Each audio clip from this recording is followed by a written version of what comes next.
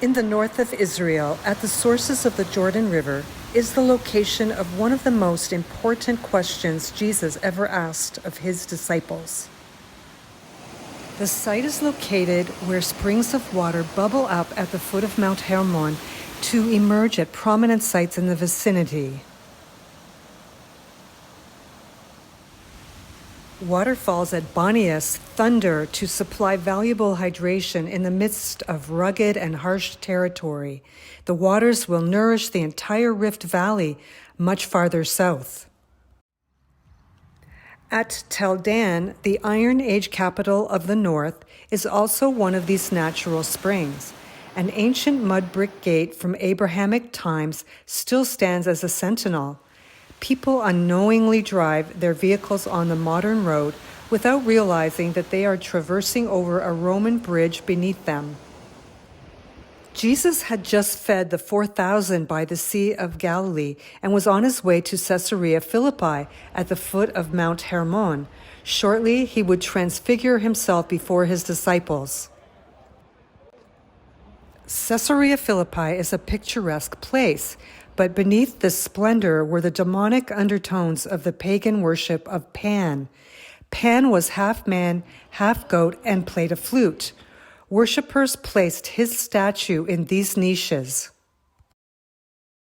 Elevated buildings of the sacred precinct guarded the natural cave in which the spring originated, considered to be a gate to the underworld, to hell itself. They cast their sacrifices dedicated to Pan into it.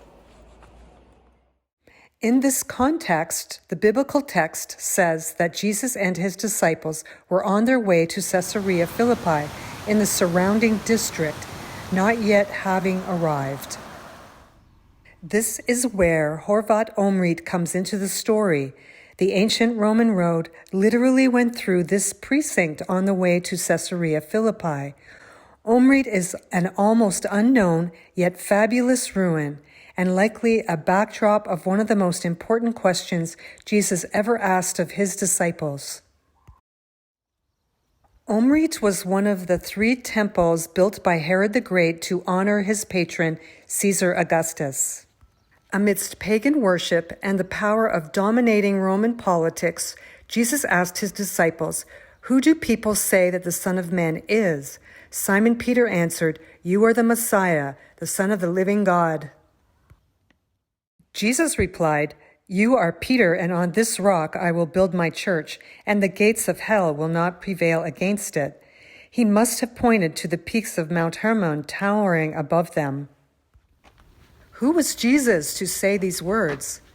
Messiah is one greater than Moses, specifically the ministry of Moses receiving the law on Sinai. Mount Hermon is higher than Mount Sinai and is the only mountain in Israel to be so. Jesus climbed Mount Hermon in 6 days, the same amount of time that God's glory covered Mount Sinai. Jesus took 3 disciples with him, as also Moses took Aaron, Nadab, and Abihu on Sinai. Here on Mount Hermon, he was transfigured with the bat kol of God's own voice, verifying the authenticity of Jesus' ministry. "This is my beloved Son, in whom I am well pleased. Hear him." These words atomized all 3 portions in the Tanakh, the Torah, prophets, and writings.